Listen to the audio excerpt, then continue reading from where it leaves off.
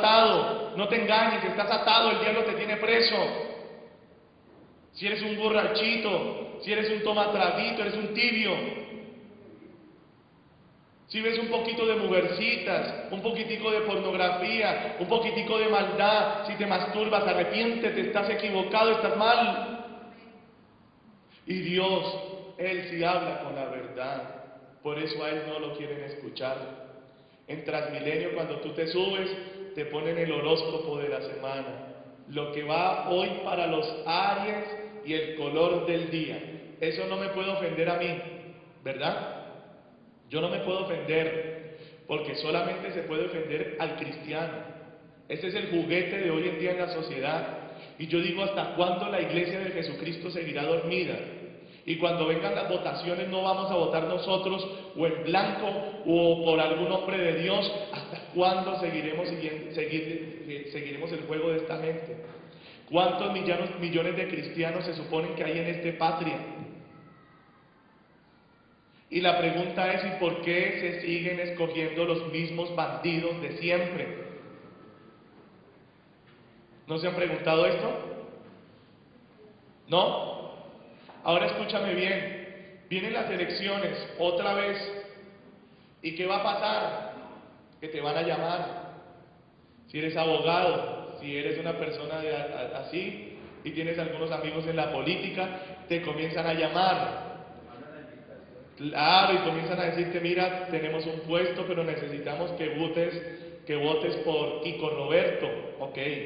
¿Y quién es Kiko Roberto? Otro corrupto más, otro malvado más, otro bandido más que roba al pueblo de Colombia, otro degenerado, otro promiscuo. Me cuenta un hermano el otro día, se los quiero contar. Le dice un amigo del mundo, de cuando él estaba en el mundo de loco. Le dice, hombre, ¿qué estás haciendo? Dice, no, pues por ahí ando. Le dice, mira, te tengo un trabajito, te vas a ganar una platica y solamente vas a tener que trabajar medio tiempo. Eso va a estar bueno. Entonces, él sin embargo va y dice, bueno, vamos a ver qué es lo que el hombre quiere. Esto era, creo que en la Secretaría de Cundinamarca, porque cada político tiene su pedacito de pastel, ¿sabían? ¿O no sabían? Cada político tiene su tajadita, su cuota burocrática que repartir en medio del poco de corruptos que lo apoyan a él, que es otro corrupto y corrompido. Y entonces le dice, oye, él llega, ¿no? Me dice, este hombre me dice, pastor, yo que ya había trabajado con políticos y había sido corrompido, me aterró el grado de corrupción en que estaba esa oficina. Nadie trabajaba, nadie hacía nada. Todas las mujeres con esas mini cuasifaldas, mostrando casi que las nalgas en un desfile. Hombres con mujeres en una recocha de locos. Él decía, pero ¿a dónde llegué? Llegué a una oficina pública. ¿Circo? No, los circos son bonitos, hermano. Parecía un prostíbulo.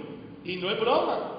Todas las mujeres con todos los hombres, así, sensuales, ofreciéndose, y llegó él, empezó a sentirse como observado y pasaba a la una y lo miraban y le echaban ojo, como diciendo, llegó la nueva mercancía, y él ahí diciendo, uy, Dios mío, ¿qué es esto tan espantoso? Él nunca se imaginó. Entonces el tipo le decía, mire, usted puede llegar aquí a las 9 de la mañana, relajado, usted hace que trabaja un ratico y por ahí a las 12, una se va. Y ahí tiene usted su chequecito, pero usted sabe, tiene que apoyar a don fulano de tal. ¿Cómo me gustaría que lo denunciaran?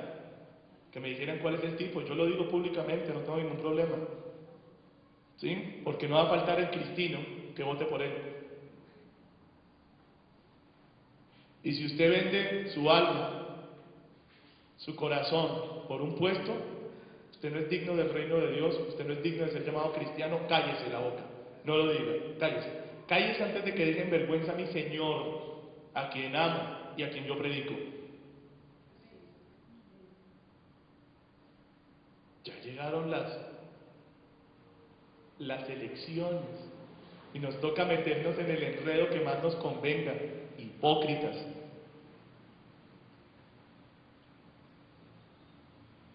En vez de enfrentarnos, en vez de hablar, pero no, vean, nos tiembla, ¿sabe qué? Las rodillitas. ¿Y qué vamos a hacer? ¿De qué voy a vivir? Hombre de poca fe. ¿No dependes de Dios? ¿De quién dependes tú? Del político que me pusieron en el camino, mi padrino. Tu padrino es el diablo, ese es tu padrino. Y si alguno está viviendo eso y está pasando por eso, una vez le advierte: yo no sé nada, pero reciba esto de parte del Espíritu Santo. Además, porque es que ya sé la historia y siempre es igual. Cuando vienen las elecciones siempre es lo mismo. Hace 2 meses, un mes, ya me llamaron a mí. Tengo unos amiguitos que van para el Senado. Como cuánta gente se reúne contigo, Toñito, me dice mi amigo del mundo, pensando que es que todos somos igual de babosos y todos somos igual de cobardes como todos los cristianetes. No, pues sí hay hombres de Dios. Sí hay mujeres de Dios. Que el diablito no se equivoque, que no todos somos corrompidos, ni nos robamos los diezmos ni las ofrendas. No, no todos vivimos para tener un billete en el bolsillo. Yo conozco el que dice: mío es el oro, mía es la plata, y si me tiene que mandar ángeles para sostenerme, lo hará. Hemos pagado 3 millones de pesos por este local, siendo esta congregación tan pequeña, y hasta el día de hoy no nos ha dejado nunca el Señor. Nunca. Así que no pienso vender mi ministerio 4 años después de haber fundado esta congregación a nadie. Que si anhelo que cada uno de ellos se convierta así, pero los conozco, son políticos, los políticos son camaleones.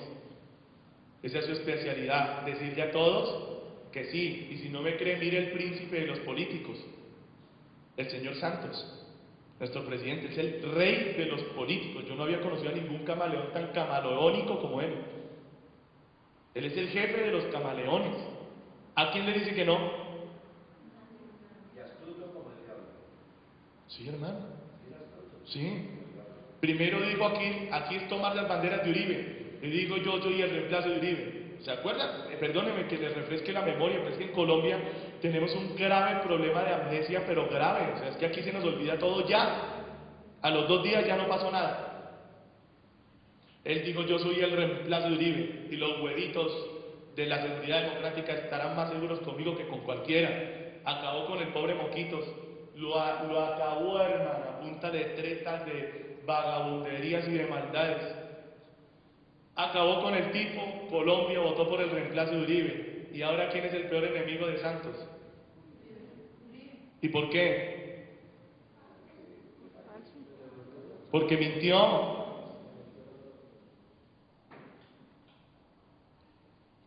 Y es una cosa de locos. Oremos por Colombia, hermanos, en serio. Y no se vendan, porque ¿con qué autoridad van a orar a Dios y a pedirle que traiga un cambio al país si usted es otro lagarto? Si se le ve ya tan de a pie, es que uno le va a saludar y le siente la mano como una iguana. Sí, perdóneme, hermano, que yo sea tan claro. Y yo sé que tal vez 50, 60 votos no van a cambiar un país. Yo sé que la oración es lo que cambia el país, eso lo sé. Pero por lo menos tener uno la dignidad y la conciencia limpia de que yo participé de todo menos de la vagabundería, que como cristiano fui íntegro. A Juan el Bautista le mocharon la cabeza y algunos pastores que yo he escuchado dicen: es que se le pasó la mano porque no obró en amor. Bandido, degenerado. ¿Cómo va a juzgar al mayor profeta de todo el Antiguo Testamento llamado Juan? ¿Cómo lo va a juzgar así? ¿Sabe por qué perdió la cabecita? Porque fue y le denunció su pecado y su maldad a Herodes. Porque eso hacían los profetas de verdad, le cantan la tabla a los políticos, a los dirigentes. Eso hace. Les dice: tu maldad, esto está mal. Le dicen: estás mal. ¿Quién me está entendiendo? Así es la cosa. Tu maldad es esta: tomaste la mujer de tu hermano. Eso no te es lícito, Herodes. Y eso no le gustó. Y mire esto. Herodes dijo: ah, este tipo sí es cansón. No, la que se puso furiosa fue la muchacha. La mujer, porque dijo: ah, me está tratando de vagabunda. Y se puso furiosa y lo mandó a matar. Pero hoy en día la iglesia cristiana y los disque pastores y los disque profetas y los disque apóstoles venden el mensaje de Jesucristo por unas sillas, por una platica, por unas tejas para la iglesia o por lo que sea. Me llamó este tipo, me dice, no, ¿cuánta gente tienes? No, como 60 personas, hermano, allá en la iglesia. Piensa que es que ustedes son míos. Imagínense. O sea, esta gente confía en el poder de persuasión que tiene un ministro del Evangelio sobre la gente. Imagínense. Y si usted cree que es pequeño, reconsidere y más bien lea un poquito y mire lo que los pastores han hecho con las cientos de congregaciones. Les aseguro que ahorita están las iglesias haciendo campaña política, no demoran. No demoran. No demoran en subir a los próximos alcaldes con su unción de profetas que ellos dicen que tienen, derramando aceite sobre ellos y declarando que serán los próximos alcaldes de Bogotá. Por ejemplo, pasó con Peñalosa en la Misión Carismática Internacional, ¿o no pasó? Allá lo subieron y Dios le dijo que era el próximo alcalde, lo ungieron, lo embadurnaron con aceite hasta parecía carro, quedó todo aceitadito. ¿Y qué pasó? ¿Quedó de alcalde? Qué vergüenza, imagínense semejante profeta, profeta mentiroso, profeta del diablo, profeta de la carne, que lo que quería era seguir con el chanchullo. Porque el poder más grande en Colombia se llama el poder político. Ustedes de ahí manejan todo, lo financiero, todo. Qué bendición, hermanos, que cambiemos el cassette, aunque sean los cristianos, y entendamos que el político es un servidor público. Ese es el rótulo que ellos tienen que llevar. Una persona que le sirve a toda la comunidad. ¿Quién me entendió ese pedacito? No a un grupito, a toda la comunidad, para eso los ponen allá. Pero hoy en día se vende la sangre de Cristo en el láser, en las maratónicas, se vende la sangre del Señor, se venden los milagros y los profetas también se venden. Este hombre llegó y me dijo, mira, es que yo quería saber si tú querías tener una reunión con mis amigos que van para el Senado. ¿Qué creen que le dije? ¿Ah? ¿Tampoco inteligente cree que es su pastor? Le dije que claro que sí.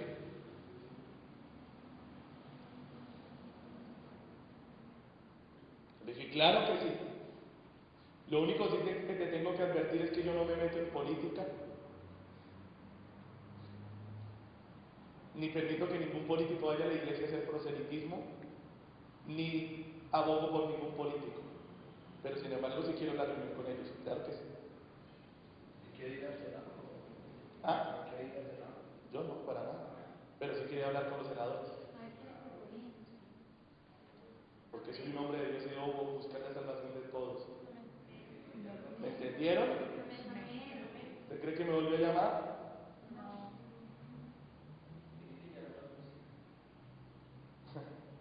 Ya me querían transar y él me dijo, ay, mira que ellos te pueden ayudar cuando suban. Usted tiene que ser muy... Yo sé bien las prioridades, la salvación de todas las almas, todas, incluyendo los políticos. Y si me hubiesen abierto la puerta me hubiese reunido con ellos. Lo que pasa es que hubiese sido sorpresa para ellos. Porque si ellos esperaban otro volador de zapatos y otro lambezuelas, se iban a equivocar. Les iba a predicar el Evangelio para la salvación de sus almas. Porque eso es lo que tiene acabado este país.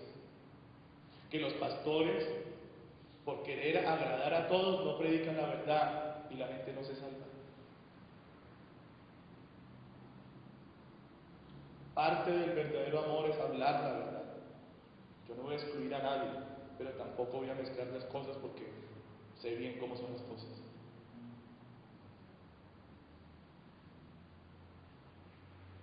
Y no les extrañe que los comiencen a invitar a comer lechona. Si ven que usted tiene como algo de liderazgo, usted va. Yo le digo, sea muy inteligente, usted verá qué va a hacer, pero sea íntegro, no se venda. ¿Oyó? Y si usted sabe que es corrupto, ¿por qué le va a hacer propaganda a ese tipo? No le haga ninguna propaganda, comience a orar para que el tipo no suba. Ay, mi puesto, pastor. Uy, Dios mío. Bueno, no se venda por cualquier basura, ¿oyó? Dios tiene el control de su vida. Si es que usted es de Cristo, Él tiene el control de usted. Amén. Bueno, entonces es cuando el hombre se da cuenta de su pecado. Es allí cuando puede el hombre ser salvo. Por eso no es falta de amor denunciar el pecado. Yo debo hablar los pecados, porque es allí donde tus ojos se van a abrir a la realidad. Es allí donde vas a buscar a Dios con todo tu corazón para ser salvo. Por supuesto también tengo que hablar del amor de Dios, porque si yo no hablo del amor de Dios estaría en un error gravísimo. El amor de Dios es lo más grande de todo el universo. ¿Y por qué lo digo? Mira, nosotros no solamente hemos sido pecadores, sino una raza caída, llena de pecado. El mejor de nosotros ha sido un pecador completo. Y Dios, al vernos perdidos, manda a su Hijo a una muerte cruel y despiadada. Ahora, ¿cómo o qué era lo necesario para salvar los pecados o para limpiarlos? ¿Qué era lo necesario? Pregunto. ¿La sangre o algo más? Sí, el arrepentimiento nuestro, pero de parte de Dios, ¿qué iba a poner Él? La sangre para la remisión de los pecados. Ahora, la pregunta clara es, ¿era necesaria la masacre que hicieron con el Señor Jesús? ¿Para derramar su sangre era necesario abrirle todos los poros? ¿No bastaba con haberlo degollado? ¿No bastaba con haberlo degollado? ¿Por qué, hermana, no bastaba? ¿No salía toda la sangre así?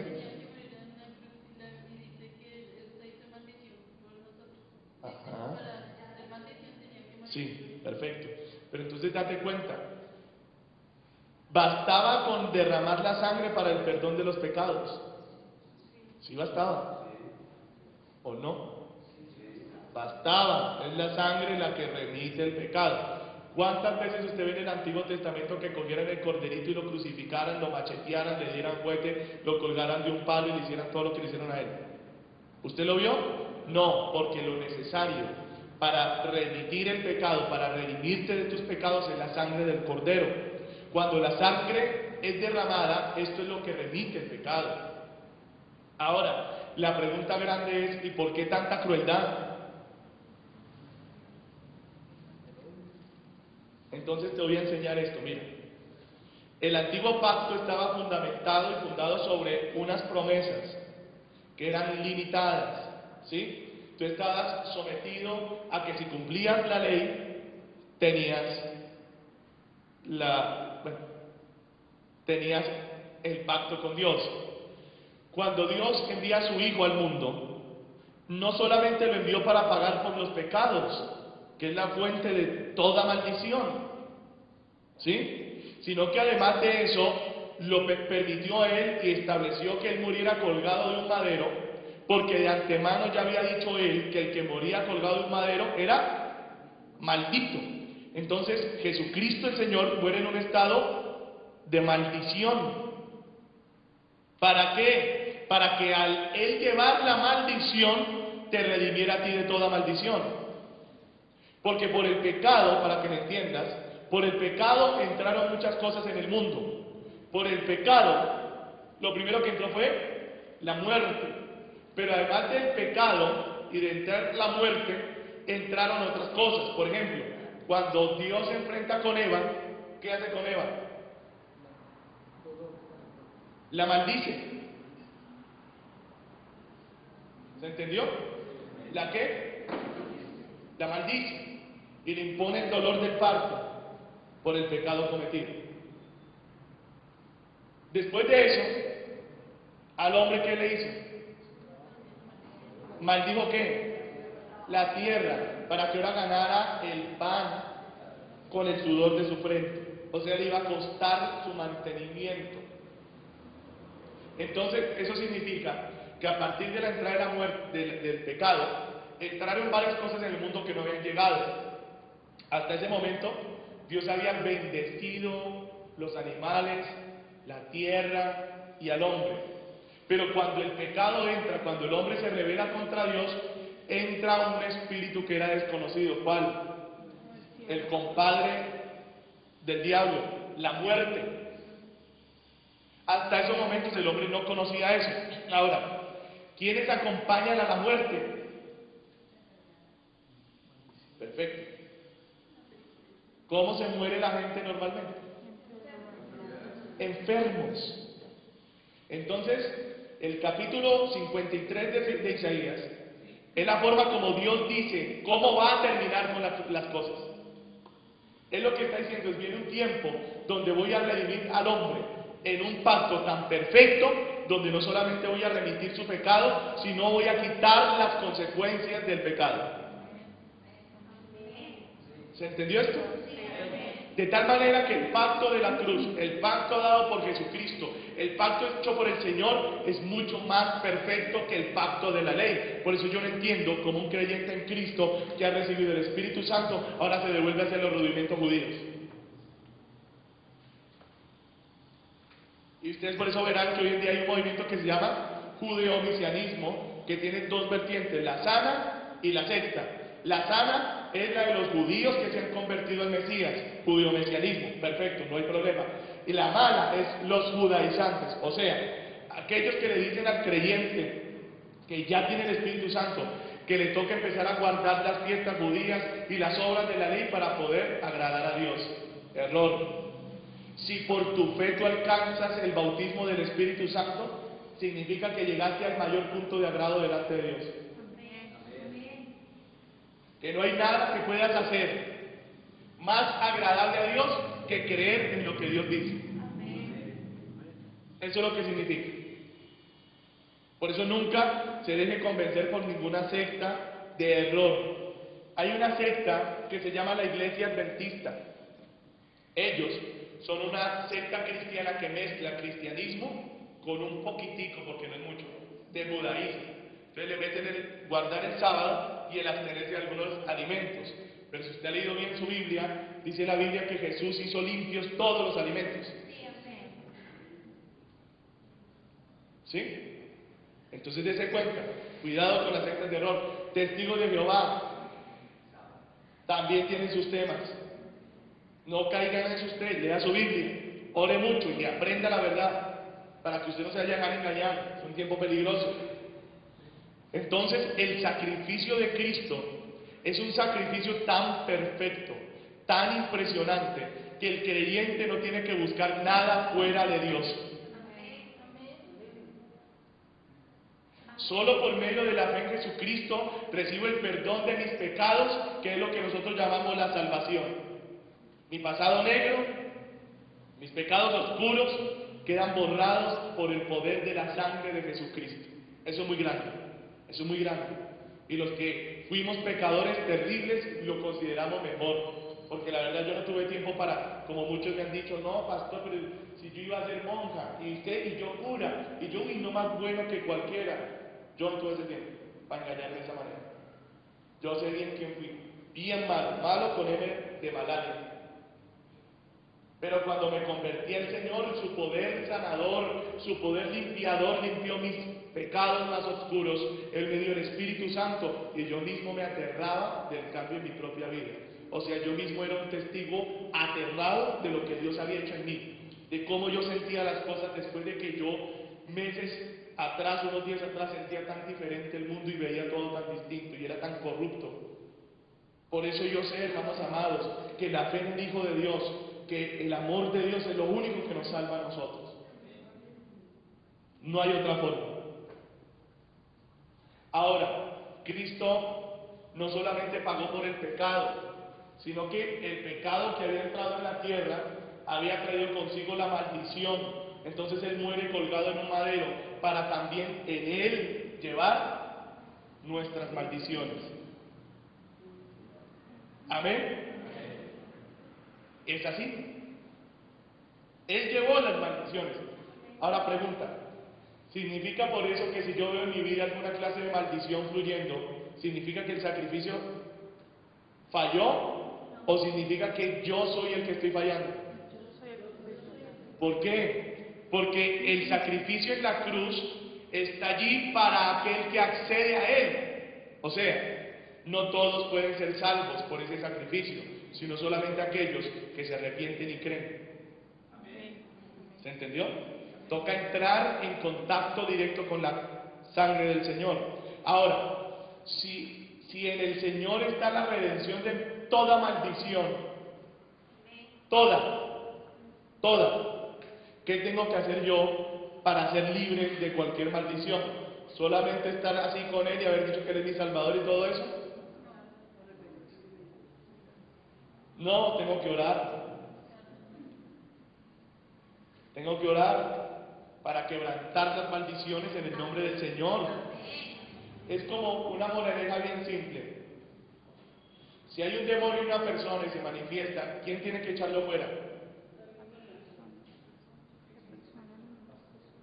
El hombre de Dios. ¿Entienden? Yo no puedo dejar a la persona tirada y decir, bueno, el Espíritu Santo sabrá qué hace. No, porque Él hace las cosas en unidad contigo. Él pone en tus labios la palabra para que la hables, para que la digas. ¿Qué tal si los apóstoles antiguos dicen, ay, qué bendición, ya llegó la salvación para los gentiles, el Espíritu Santo los tocará? Entonces, ¿qué hacemos, apóstoles? No, quedémonos aquí en Jerusalén adorando hasta que el Señor vuelva.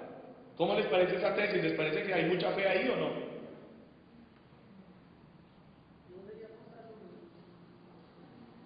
¿Pero no les parece de mucha fe? Confiar que Dios hará algo.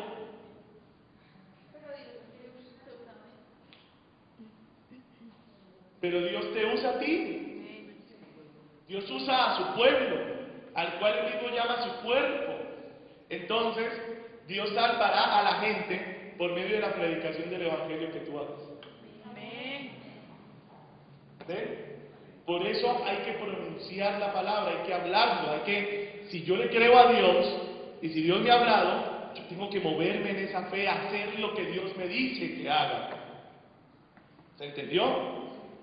Entonces, oigan bien, hay muchas doctrinas hoy en día. Una de ellas dice que los pecados generacionales, que es esa tontada, que solamente Dios prometió maldecir o destruir de la idolatría. Eso es un error, es una tontada. Hay muchísimas cosas que traen maldición sobre nuestras familias. Y si las maldiciones generacionales no son ciertas, y si de verdad no hay maldición generacional, yo pregunto, páreme bolas, ¿los seres humanos siguen muriéndose, sí o no? Pero si Cristo cortó toda maldición, entonces,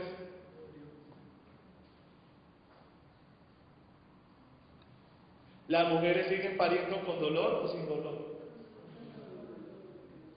¿Y quién fue el que puso esa maldición? El Señor.